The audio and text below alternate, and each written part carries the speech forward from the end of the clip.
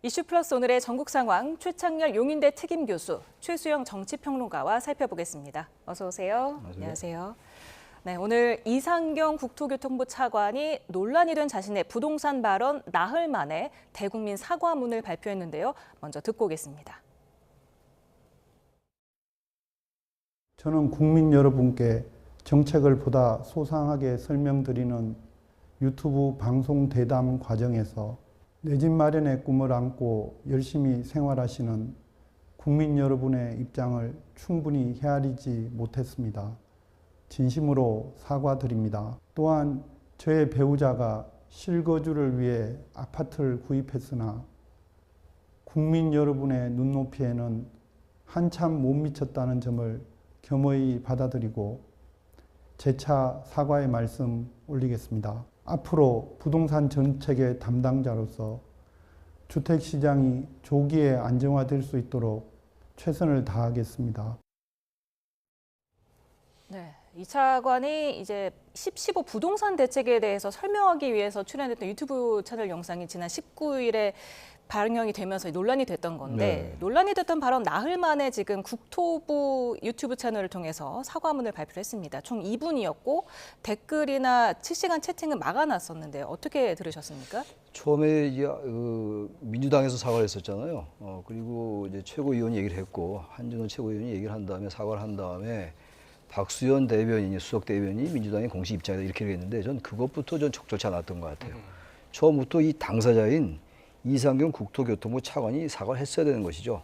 그래서 여러 비판 여론이 가라앉지 않으니까 또 뒤늦게 사과를 했어요. 이 사과라는 게 시기가 대단히 중요합니다. 내용도 물론 중요하겠습니다만 어떠한 형식으로 하느냐, 어떠한 시기에 하냐가 중요한데 시기가 너무 늦었습니다. 늦었고 저는 걱정스러운 게 물론 이분이 이 내 집 마련의 꿈을 안고 열심히 생활하시는 국민 여러분 입장을 헤아리 없겠죠. 그런데 참 납득이 안 가는 게 저같이 부동산에 식견이 없는 사람도 이 상황 속에서 부동산 가격이 안정되거나 당분간 내리긴 좀 어려울 텐데 이걸 현재 다른 분도 아니고 국토교통부의 바로 가장 중요한 역할을 하는 1차관이란 말이죠. 이 정책의 실무자의 최고 이제 고위공직자인데 그런 인식을 가졌다는 게 이해가 안 가요. 그렇게 이 판단력이 흐린가라는 생각이 좀 들고 뭐 국민들에게 이른바 염장을 지른 건 차치하고서라도 실질적으로 그게 참 납득이 안 가고 걱정스러운 거는 뭐 이분이 하는 거 좋습니다. 좋은데 이러한 정도의 이 부동산에 대한 그 좀 낮은 판단력, 인식 이런 걸 가지고 앞으로 부동산 정책을 잘 헤아려서 그야말로 지금 본인이 얘기한 것처럼 앞으로 부동산 정책의 담당자로서 주택시장이 조기에 안정시킬 수 있을 것인지가 걱정돼요. 뭐 새삼스럽게 뭐 여야처럼 여기서 사퇴해야 된다, 안 한다 이런 얘기를 할 계제는 아닌 것 같고 방송에서 전 대단히 우려스럽다 이런 인식을 문제는 또 앞으로 사과했습니다만 이게 부동산 문제라는 게 앞으로 말씀 나누겠습니다만 대단히 국민들의 정서에 관련돼 있어요. 교육 문제도 그렇고 부동산 문제도 그렇고 다른 것과 달라서 아주 민심과 직결되는 거예요. 제가 이번에 또 하나 느낀 게 되게 부동산 이 경제 문제 항상 많이 나와요. 나오는데 이게 정치 프로그램에서 이렇게 나온 적이 많지 않다고요. 이게 정치화되고 말았어요 이제는. 이런 걸 잘 다루지 않으면 이 여건이 대단히 어려울 수 있다. 저는 그래서 이 문제 심각성을 잘 알고 있겠습니다만 이런 국토부 차관의 이런 이 사과로 끝나서는 안 될 것 같다는 생각도 들기도 들어요. 대통령실 고위 관계자가 국토부 장관에게 이 차관의 사과 조치가 필요하다는 의견을 제시했다는 보도도 나왔는데요. 뭐 사퇴 얘기는 없었거든요. 네. 어떻게 들으셨습니까? 저게 사과라고 할 수 있나요? 2분짜리에다가 좀 전에 말씀하신 것처럼 여론을 들을 수 있는 댓글창이라든가 이런 참여할 수 있는 것들은 전부 막아놨고 그다음에 질의응답도 없었고 2분 동안 자기 입장만 딱 밝히고 내려가는 게 그게 사과입니까? 지금 민주당 지도부는 대리 사과를 했고 그래도 안 되니까 그렇게 하는데 저는 이거 책임을 져야죠. 왜냐하면 2분의 거취가 정리되지 않고 이 논란은 계속될 수밖에 없고요. 2분의 투자 기법들은 지금 부동산 전문가들도 모든 수단을 동원했고 너무도 잘한 투자라고 얘기합니다. 본인은 그렇게 해서 최상층에 올라가는 그 부동산 시장의 수혜는 다 누려놓고 올라오는 사람에게 사다리 걷어차 놓고 당신들은 이제 사다리 필요 없고 우리가 지붕에서 내려다갈 때까지 조금 기다렸다 사면 될 것이다. 시장이 먹힐까요? 시장이 반응할까요? 근데 저분은 이렇게 얘기합니다. 내가 앞장서서 부동산 시장을 안정시키겠다. 시장이 말을 듣는 것이 본인의 의도로 되는 일입니까? 저는 저렇기 때문에 어쨌든 인사 조치가 있어야 돼요. 저분은 뭐 인사청문 대상도 아니기 때문에 빨리 해서 이걸 수습을 해야지 이 지금 최 교수님 잘 지적하셨습니다만은 부동산 문제가 경제 이슈가 된 게 아니라 정치 이슈가 돼 버렸어요. 이렇다면은 민심의 휘발성이 매우 높은 사안이기 때문에 이건 국민의 영민도 건드리는 사안이라서 여권이 이거 조기 수습책을 강구하지 않으면 아마 걷잡을 수 없이 저는 번질 거라고 봅니다. 네. 지금 민주당 박지원 의원도 오늘 아침 라디오에서 네. 국민 염장을 질렀다. 맞아요. 버티는 건 파렴치한 사람이다라면서 사퇴를 촉구했는데 반면에 민주당 문금주 원내대변인은 박지원 의원의 사퇴 주장은 개인 의견일 뿐이다. 그러면서 확대 해석을 좀 경계하는 모습이었어요. 그러니까 이럴 때 말이죠. 민심이 다 같지는 않겠습니다만 민심에 반응을 해야 돼요. 이런 것들은. 보세요. 지금 이제 아까 유튜브 채널을 통해서 했다는 거 아닙니까? 왜 유튜브 채널을 통해서 합니까? 정식으로 국토교통부 1차관으로서 정부에서 브리핑한 데가 있잖아요. 거기서 해야죠. 왜 유튜브에 나와서 합니까? 국토교통부 채널. 2분 만에. 지나간 얘기긴 합니다만. 그것도 적절치 않았던 것 같고, 여전히 이 문제의 심각성을 이게 사과로 끝난다고 생각하면 큰 오산이라고 좀 봐요. 저 박지원 의원이 지적을 잘한 거라고 생각해요. 왜냐하면 지금 이제 대개 부동산에 관련된 여러 이슈들이 이제 뭐 고가 아파트 얘기 많이 하고 그러잖아요. 근데 이 국민들의 박탈감이 있어요. 상실감이 있고. 그리고 말이 그렇지 서울과 수도권의 차이도 엄청 크고요. 서울에서도 고가 아파트와 그렇지 않은 아파트의 차이가 엄청납니다. 근데 일반적으로 서울 아파트는 다 비싸다고 얘기하는 것도 적절치 않고. 아무튼 이런 여러 가지가 좀 얽혀 있어요. 이 부동산 문제라는 게. 그래서 국민들이 대단히 민감한 문제라고 제가 계속 지적하고 여러 분이 지적하는 겁니다만 이 문제 이렇게 갈 건 아니다. 전 그래서 이분이 이제 이재명 대통령의 이제 부동산에 대해서 많은 걸 조언했던 분이라는 거 아닙니까? 그래서 저는 뭐 청문회 부담도 없잖아요. 사실상 아까도 말씀하셨습니다. 최평론가께서. 저는 이 부분은 글쎄 뭐 굳이 뭐 읍참마속이라는 단어까지 제가 쓰기가 좀 민망하긴 합니다만 이건 민심에 이럴 때 반응해 주는 게 왜냐면 이게 부동산도 그렇고 모든 게 정치의 신뢰의 문제거든요. 국민을 대변해 줘야 돼요. 국민들 이게 정책적으로 실효성 있는 정책이 나오는 것도 중요합니다만 국민들의 마음을 이해하고 그 마음과 같이 소통하고 이런 게 이게 정치거든요. 근데 국민들의 박탈감 상실감은 어떻게 할 겁니까? 그래서 이제 그 박지원 의원이 염장질렀다고 말씀을 하는 거 저는 뭐 적절한 표현이라고 봐요. 박지원 의원의 발언 자체가. 그래서 저는 이 부분을 그 아까 민주당 의원이 또 옹호하는 듯한 발언을 했는데 그분 또 같은 진영이니까 그렇게 말씀한 것 같아요. 그런 건 뭐 중요한 얘기가 아니고 저는 이 부분에 대해서는 빨리 어떤 사과에 대한 이 발언에 대한 책임을 지는 모습을 보일 때 그래야 부동산 정책이 신뢰를 얻어가지 않을까라는 게 제 개인 생각입니다. 예. 그리고 또 주목받았던 점은 이 차관의 배우자가 매입한 백현동 33억 5천만 원짜리 아파트 14억 8천이 채무로 잡혀 있어서 갭 투자 의혹이 불거졌는데 재산 신고한 거 보니까 예금만 28억 9천이 있었다는 거예요. 그러니까 이게 전형적인 부동산 투기 방법이에요. 그러니까 자기 돈은 안 쓰고 그다음에 이제 어쨌든 전세를 활용해 가지고 이제 계속 집을 늘려나가는 이게 전형적인 갭 투자 방식 아닙니까? 28억이라는 유동성 자금 가지고 있으면서 왜 이렇게 합니까? 그다음에 주인 전세 또 했잖아요. 그거 지금 다 금지되고 있는 사안인데 어쨌든 지금 이 50억 가까이 지금 추산되는 저 그 부동산 보유 가액이 결국 지금 그 얘기하는 뭐 주인 전세라든가 갭 투자 모든 걸 다 금지시키는 방식을 통해서 본인은 다 이미 이룬 거잖아요. 그리고 이제 와서 사과를 합니다. 나는 뭐 여기 대해서 국민 눈높이에 못 미쳐서 죄송합니다라고 얘기하는데 처분이라든가 이런 게 얘기 나와야죠. 사과 가지고 됩니까? 본인은 부동산 정책을 만드는 입안자고 그다음에 앞으로 이것을 힘있게 추동시켜내야 할 동력을 가져야 될 사람인데 본인이 얘기할수록 사람은 이렇게 시장은 이렇게 반응한다고 합니다. 아 저분의 입을 보지 말고 저분의 행동을 우리가 따라하면 된다. 근데 지금 행동을 따라할 수가 없어요. 본인이 규제로 금지시켜놨기 때문에. 그러니까 시장에선 열불이 난다, 뭐 염장을 진다 이런 표현들이 나오는 거예요. 그렇기 때문에 이 문제를 제기했던 분이 어떤 정책, 아무리 지고지선한 정책, 아무리 우리 국민들 귀에 쏙 들어온 정책을 내놔도 국민들 따라하지 않아요. 그러니까 시장의 신뢰가 무너졌는데 어떻게 메신저가 기억을 할 수 있습니까? 그러니까 이거는 메신저에 대한 공격도 아니고요. 정책 입안자로서의 도덕성과 윤리성이 보편의 기준에도 미치지 못한다면은 시장의 장사미사들이 따라갑니까? 그렇게 말씀드리고 싶습니다. 네, 이렇게 부부가 예금이 29억 원 가까이 있어서 뭐 과도한 대출을 받아서 집을 사는 전형적인 갭 투자와 성격이 다르다고 국토부가 주장한 데 대해서 그러면은 대출 없이 현금 부자만 갭 투자를 할 수 있는 거냐 이런 또 지적도 있더라고요. 근데 국토부의 해명도 참 이해가 안 가요. 현금이 29억이나 있다며요. 현금이. 그럼 그걸로 이 집 사는 게 맞는데 그게 아마 경제 원리는 뭐 워낙 전 경제에 좀 무능한 사람이라서 잘 모를지 모르겠는데 그렇게 하면 좀 억울한가 보죠. 갭 투자를 해서 집값이 오를 테니까 오르면 이제 그때 갚으면 되고 굳이 내 생돈을 왜 들여 사냐라고 했던 것 같아요. 저 뭐 그런 경험이 한 번도 없기 때문에 모르겠는데 그러면 그냥 가만히나 있지. 국토부가 또 뭐 이상하게 해명을 하는데 저 같은 사람이 봐도 그 해명이 잘 와닿지 않거든요. 이런 식으로 자꾸만 해명이 또다시 국민들에게 부활을 지르고 말이죠. 이렇게 되면 이게 안 된다고요. 이게 모든 사안이 그렇잖아요. 지난번에도 왜 그 이제 뭐 청문회 과정에서 장관 청문회 여기서 우리 많은 걸 얘기했던 인사가 있잖아요. 결국은 국민들 뜻에 따를 수밖에 없어요.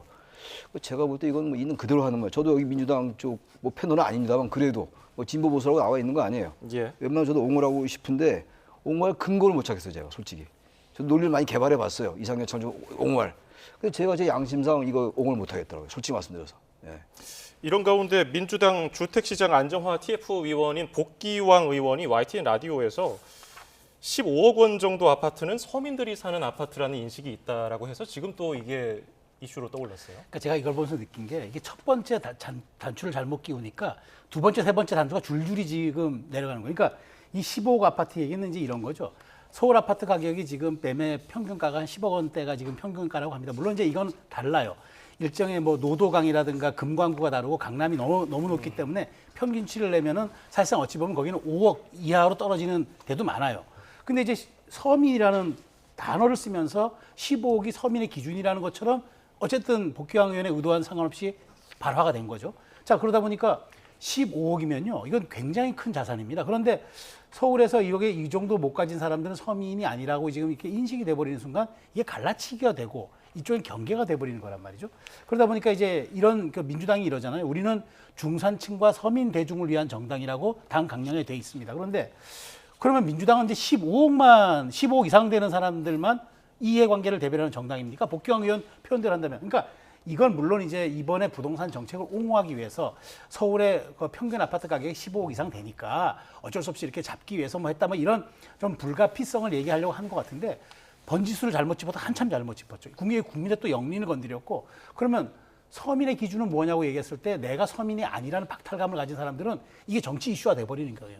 뭐 심지어 나는 서민도 아니고 나는 우리 뭐 불가촉 천민이라는 얘기도 이렇게 나오는 이런 패러디들이 자꾸 나오고 여기에 대해서 이런 반응들이 나오는 거 이거 굉장히 여권으로서는 감당이 안 될 부분들이 있는데 이런 부분에 대해서는 더구나 국토의 간사입니다. 그렇기 때문에 여기는 사과 이런 부분들이 아니라 전 제가 보기에 실언이 아니라 이 정책에 대한 기조 전체를 이해관계 좀 바꿔야 될 것 같아요. 그러지 않으면 이런 실언들 계속 나올 것 같습니다. 네, 15억이면은 서민이고 그 이상은 욕망의 과정이다라고 말하자 김재석 국민의힘 의원은 그럼 집을 못 산 자신은 민주당 기준에서는 불가촉 청민이냐?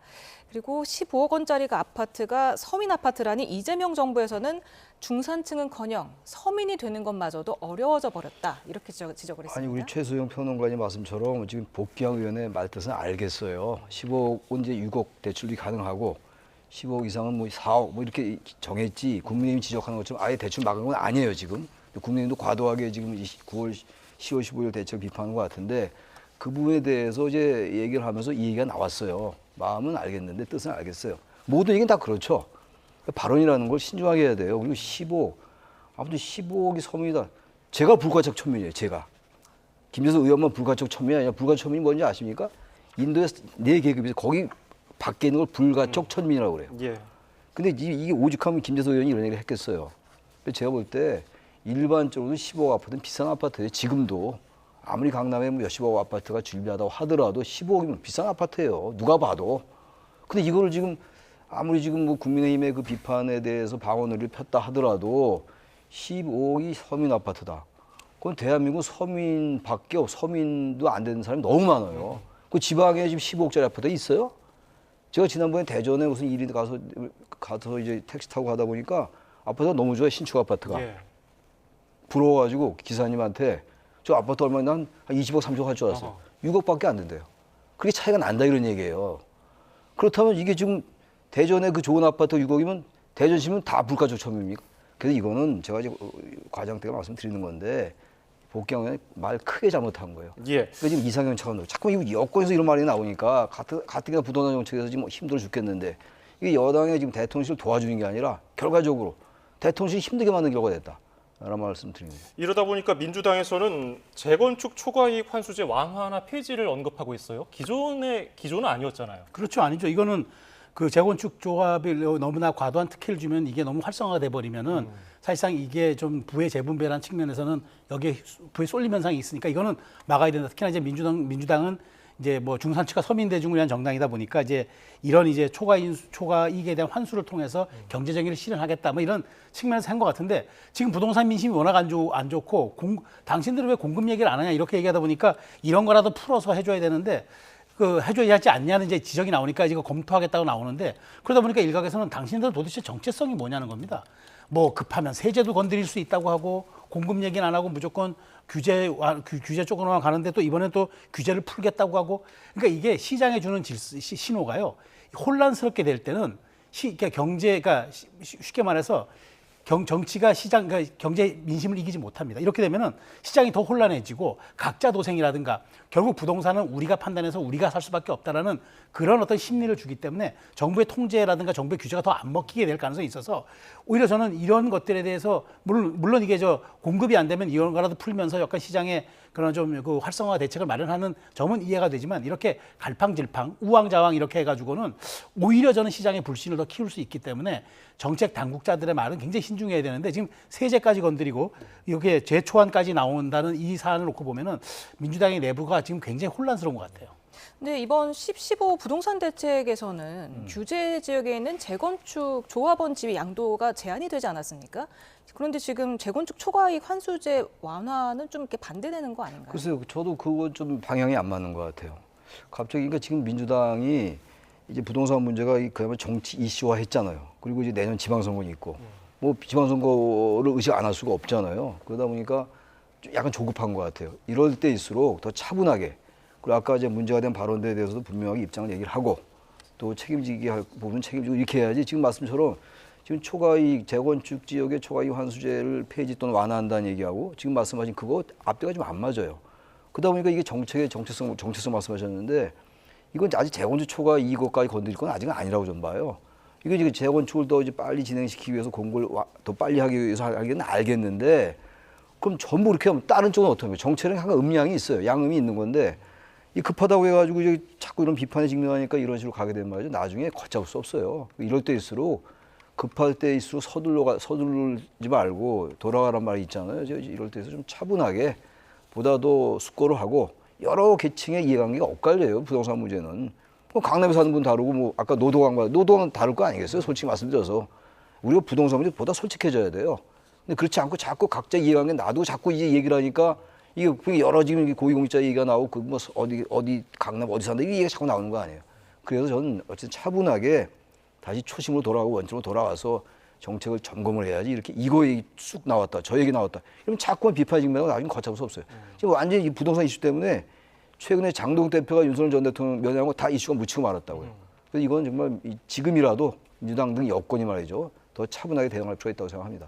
국민의힘에서는 장동혁 대표가 부동산 특위 위원장까지 맡으면서 본격 공세를 계속해서 하고 있는데 주진우 의원은 뭐 서울 진입 금지령이라는 AI 노래까지 만들었고요. 계속해서 이런 공세 이어지겠죠. 그럼요. 이게 지금 8개월 정도 남은 지방선거에 굉장히 큰 민심. 더더군다나 이 부동산은 사실 어찌 보면 서울의 표심을 가르는 굉장한 중요한 이슈입니다. 그리고 이제 경기도도 또 지금 그 거래 지역, 그 허가 지역으로 지금 12개가 묶였기 때문에 경기도도 이게 지금 반응해요. 심지어 용인 같은 경우에는 미분양 아파트가 많은데 거기를 규제 지역으로 묶으면 어떡하냐. 지금 이런 항변도 나오고 있는 상황이란 말이죠. 그렇기 때문에 아마 야권 입장에서는 뭐 이런 쇼츠라든가 뭐 그다음에 어떤 미디어를 활용하는 어떤 다양한 방법을 통해서 여권을 압박을 할 겁니다. 근데 제가 지금 여기서 주목하는 거는 그래도 야당은 장동혁 대표가 어쨌든 TF의 단장을 책임자를 맡아서 대한정당이나 수권정당의 모습을 보이고 있는데 정청래 대표는 지금 거의 취임한 3개월이 지나도록 민생에 대한 민자가 안 나와요, 입에서. 오직 뭐 사법개혁 아니면은 혁파, 척결, 그다음에 당원 주권주의 이 얘기만 나오는데 이렇게 지금 여당이 여권 전체가 코너에 몰리는 부동산 문제가 나오는데도 엊그제 딴지일보에 출연해서 SNS에 글이나 올리는 게 정청래 대표란 말이에요.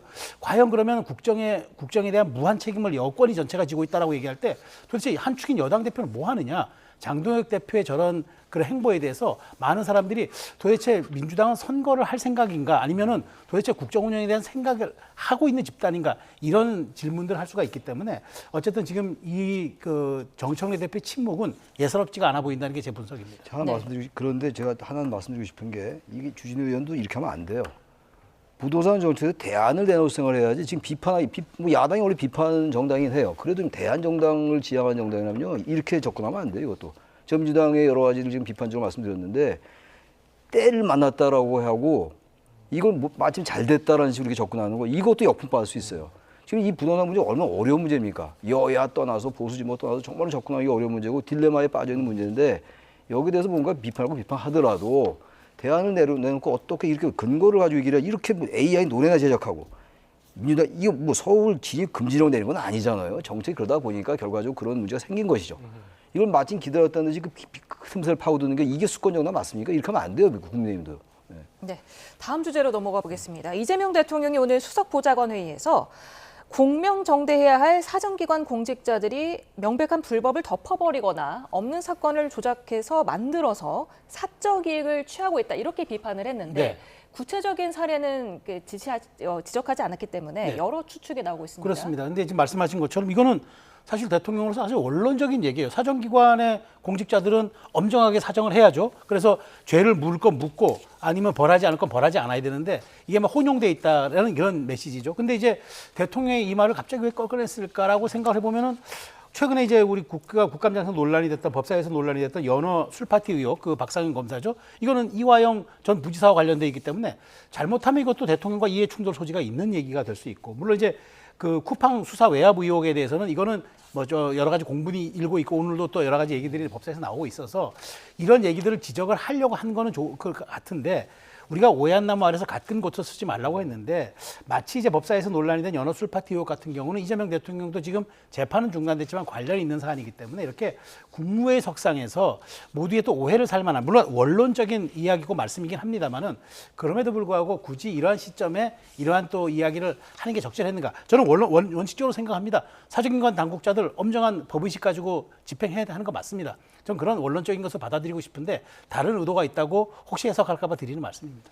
마약 외압 의혹 관련해서도 이재명 대통령 지시가 있어서 관련해서 조직이 꾸려지기도 했었는데요. 이번 발언 어떻게 들으셨습니까? 좀 대통령이 지적할 수 있는 문제라고 봐요. 대통령이 공직자의 가장 최고 책임자예요. 근데 막 이 지금 검사 지금 엄유진 검사 얘기한다는 거 아니에요? 지금 수사 외압 의혹, 그다음에 이제 박상현 검사 연어 술파티 의혹 등을 해석한 게 아니냐라는 그런 해석이 나오는 건데 대통령으로서 이 원론적인 지적할 수 있는 거죠. 대통령이 앉아서 맨날 원론적인 얘기나 하고 그야말로 전혀 이슈와 관계없는 얘기나 하고 그거 의미가 없어요. 국무회의 같은 거 할 때도 같이 어떤 그 이슈가 특정 부처에 관련된 이슈를 하더라도 국무위원으로서 같이 회의를 할 수 있는 거거든요. 국방 문제를 하더라도 기재부 장관을 얘기할 수 있는 거고 그런 식으로 이게 상당히 뭐 변화를 주도하는 것 같은데 이재명 대통령이 저 이것도 최근에 여러 가지 현안이 제기됐던 문제 아닙니까?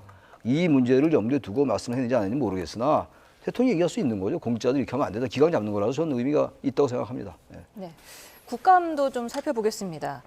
오늘 과방위에서 최민희 위원장이 지난 20일 자신과 관련된 보도 편향성을 문제 삼으면서 비공개 국감에서 MBC 보도본부장을 내쫓은 데 대해서 여당 지도부조차 과유불급이다 이렇게 공개로 경고장을 날렸습니다. 네.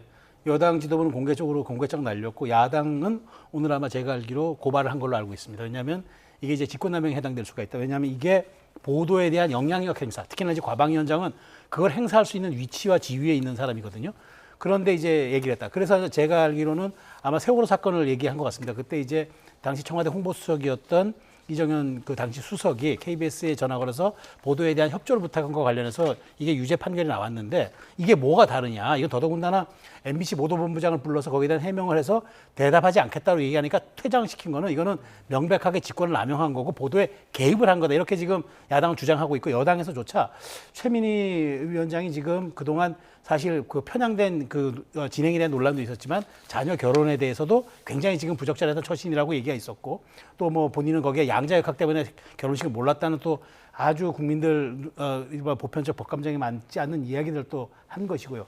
그런 측면에서 지금 최민희 위원장의 저런 속도가 지금 여당이 굉장히 부담이 되고 있는 건 사실이다 보니까 아마 여당 내에서도 강력하게 이 부분은 최 위원장이 조금 빠른 사과와 함께 그다음에 어떤 식으로도 유감 표명이 있어야 한다고 지적을 한 것 같습니다. 말씀하신 대로 여당 내에서도 좀 자중하는 게 어떠냐는 뉘앙스의 메시지가 나왔어요. 아니, 그러니까 이제 최민희 위원장이 자신에 대한 얘기를 물어봤다는 거 아니에요? MC 이제 보도본부장한테. 그러면서 이제 보도본부장이 개별 질의에 대해서는 개별 질의가 적절치 않다 이런 얘기니까 퇴장을 명한 거 아니에요? 그러니까 위원장으로서 개인에 대한 것도 질문할 수 있다고 봐요. 뭐 국감장에서 여러 가지 얘기할 수 있는데 퇴장시킨 건 별 문제인 것 같아요. 그 보도본부장이 그렇게 얘기를 했다 하더라도 그럼 거기서 또 위원장이 얘기할 수 있는 거 아니에요? 왜 그렇게 태도를 그렇게 취하느냐?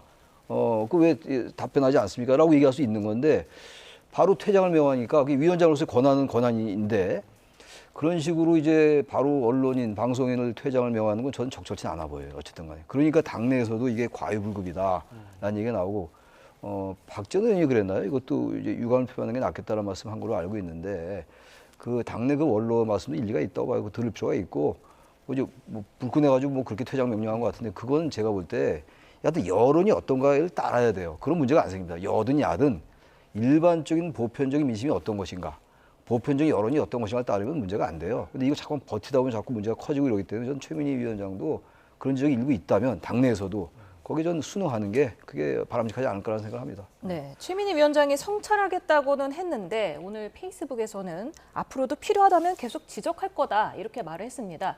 지금 박지원 민주당 의원도 사과를 해야 된다고 말을 했고 지금 MBC 기자회, 언론노조 MBC 본부 그리고 한국기자협회도 언론 자유에 대한 위협이다, 그렇죠. 사과하라 이렇게 촉구를 하고 있거든요. 이거는 진보 보수를 떠난 문제라고는 봐요. 왜냐하면 더더군다나 그동안 MBC가 아마 많은 부분들이 주지하다시피 사실 구 여권 그러니까 윤석열 정부와는 불편한 관계였었고 또 지금의 여권이죠. 민주당 쪽에는 좀 유리하고 여러 가지 편향된 보도들이 있었다라는 그런 이제 야당 측 주장이 있었고 그건 뭐 전체적으로 국민들과 이제 시청자분들이 판단할 문제이긴 합니다만은 어쨌든 그런 논란이 있었음에도 불구하고 MBC 내에서도 이건 부적절하다. 그리고 한국기자협회 뭐 이렇게 언론을 대변하는 공식적 기관들에 대해서조차도 저렇게 가치 중립적이지 않고 언론에 대해서 매우 왜곡된 시각을 갖고 있고 편향적인 저런 의식을 보이고 있는 과방위 원장은 부적절하다라고 얘기를 하면은 받아들여야죠. 그런데 성찰하겠다고 말로만 하고 내 갈 길을 가겠다고 또 페북에 글을 올리는 이런 이중성들은 진짜 성찰인가, 진짜 반성인가, 진짜 유감인가 이런 이제 자꾸 질문들 나올 수 있기 때문에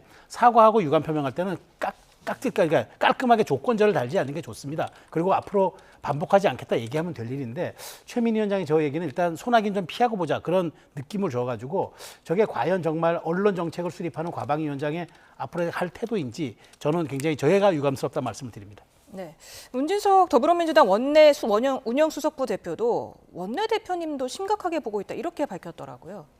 그래서 이 최민희 의원은 아마 여당 내부에서도 여당 의원들도 그게 적절치 않다고 보는 거죠 지금.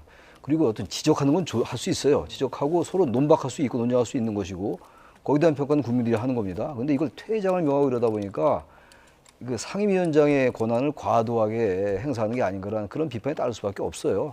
이거는 여당 내에서도 이런 얘기가 나오면은 깔끔하게 또 성찰하게 또 말씀을 했잖아요. 최민희 위원장이. 근데 그 이후에 다른 사정은 안다는 게 좋지 않을까 생각을 해요. 그래서 최민희 위원장도 또 이런 얘기 계속 나오니까 아무튼 간에 상임위원장, 과방위원장으로서 여러 얘기가 나오고 있으니 그런 얘기가 나오지 않도록 그야말로 새로운 성찰하는 게 낫지 않을까. 그게 아까 박 전 의원 말씀처럼 그 최민희 정치에 유리하지 않을까 생각도 해요. 예. 예, 오늘 말씀 여기서 줄이겠습니다. 최창렬 용인대 특임교수, 최수영 정책평론가였습니다. 감사합니다. 감사합니다. 감사합니다.